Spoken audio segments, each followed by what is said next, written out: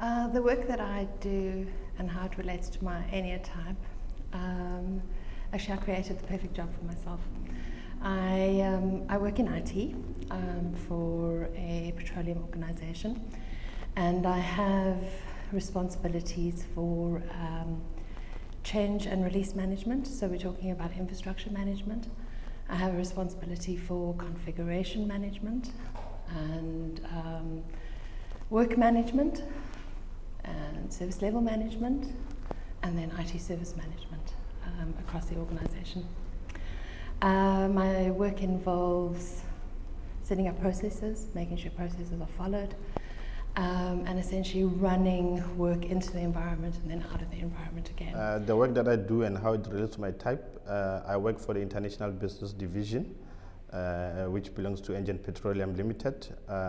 I'm a program manager for business process improvement. So my work entails working with all the businesses that we have in Africa to try to bring efficiencies in their process that's saving money for the company. My type helps me by adjusting myself to whatever the situation that exists around me so that I can get the outcomes that I look for. I tend to understand people, look at what they want, adapt myself to them to be able to achieve the result that I want. And that is the most important part of my Enneagram and getting the outcome and the result that I'm looking for. My work suits a 3 very well. You have to be very well organized. You've got to know who's doing what and when they're doing it. You've got to plan who's doing what and when they're doing it and how they're doing it.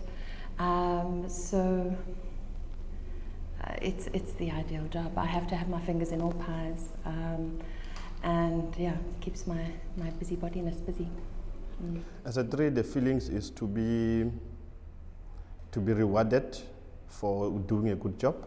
That is the most part of the feeling that drives me. So if I do a project well, I need a pat on the shoulder, John, well done. And it needs to be in a recognizable platform, not for me in the corner alone.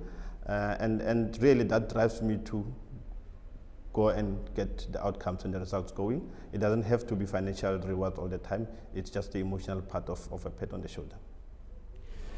How do I relate to feeling as a 3? It's a very difficult question. My feelings come after I've given it thought.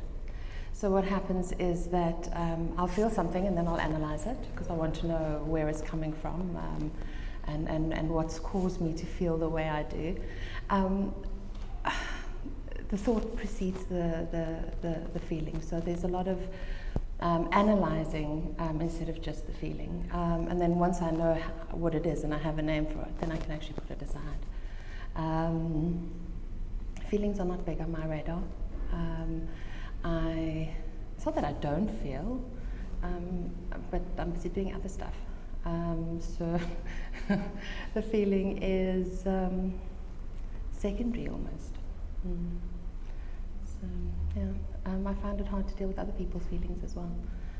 I actually have to make a conscious decision to stop and, okay, we're working with feelings now, and then I take a deep breath and, okay, now we're doing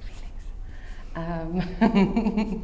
It's, yeah. I do not like traffic because you get stuck in places and you don't get to where you want as quick as possible, which is the result, the outcome, efficiency. So I tend to wake up 5:45 in the morning so that I beat the traffic, because if I'm in the traffic, I want to jump lanes from left to right, which might be dangerous, so I avoid in that situation. A story from my life to illustrate a 3. I gave this some thought, and I actually polled my nearest and dearest to say, okay, if you were going to tell a story about me that truly illustrated me and my personality, what would it be? And they chose the same story. So I'm going to tell you the story. The organization that I work for, every year they host this international sporting event. It's hosted in Malaysia, and the intention is to not only have the teams that are in their main operating environment compete, but to have representation from the various countries that they operate and compete as well. So I decided I was going to Malaysia and I was going to go play sport there. And I'm not a particularly sporty person, but they were raising a netball team, and I hadn't played netball in a good 20 years. So I can play netball. So I joined a indoor netball team, and we practiced 3 times a week in the run-up to these games, and I was selected for the team. And the part that everybody mentioned that made me laugh was I like things to be organised, and I like to plan. So in the run-up, it was the first time I'd been overseas, and about 2 weeks before we were going to leave, I already had a list of what was going with me, and I was adding and moving from this list. 3 days before the departure, my suitcase was packed, and I was just putting things in that I still needed. Set off in the morning, all organised and unpacked, and everything's the way it should be, and we get to the airport, and the plane we're supposed to be on had been delayed indefinitely. So it had been stopped in Brazil, and there was no plane until the next day. And I had done everything. There was nothing I could plan beyond what I had already planned. I got to the airport, I was devastated. I was absolutely, it's just a 1-day delay, but I was devastated because it didn't go according to plan. So my friend who had dropped me off at the airport took me back home, put my suitcase down. I didn't unpack the suitcase. In my sports clothes I was wearing, I got into bed, and I stayed there for 24 hours in a holding pattern. And I got out, I had my shower, I went back to the airport with the same packed suitcase to go and play netball. The other part that they found really hilarious was that when we got to netball in Malaysia, we were quite cocky about winning.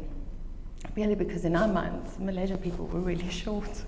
So we were big strapping South Africans, and we were going to wipe the court with them. What we didn't take into account was the fact that they were highly competitive, frightfully competitive, and we lost game after game. And what is quite telling about a 3 in that scenario is when I realized that we couldn't win, I became completely disinterested, and I was ready to go home now. Because I'd done everything I could, I'd brought everything to the table that could be brought to the table, and it wasn't enough. And what's very typical is that then I just walk away. I'll turn my back. Okay, done what I can do, there's nothing more to be done. Moving on. So yeah, that's a very typical NEO 3 story, with the planning, with the absolute shock at things happening that are unpredictable, my reaction to it.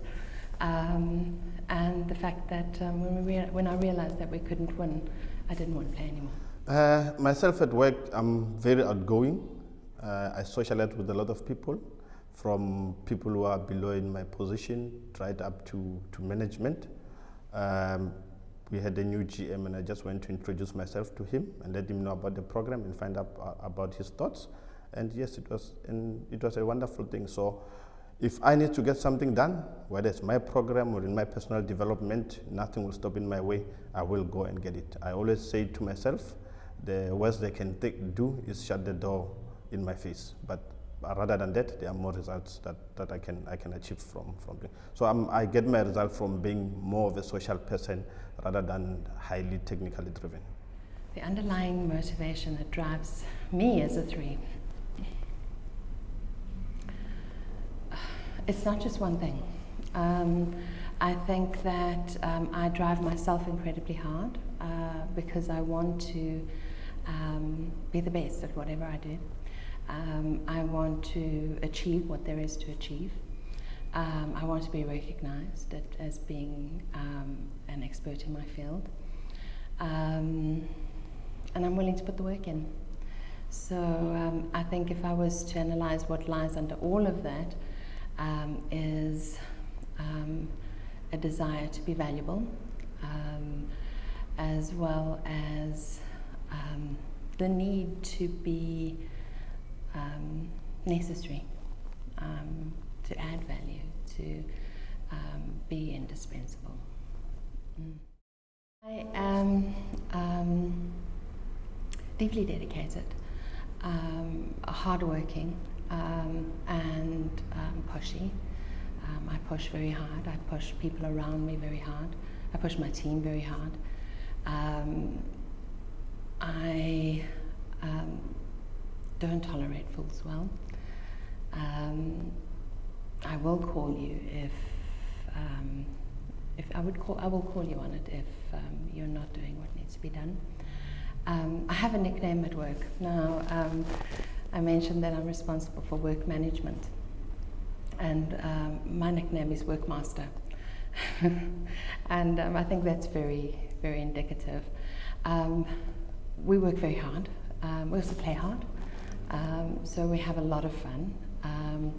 I am dedicated to my team, and as hard as what I push them, I'm there to support them as well.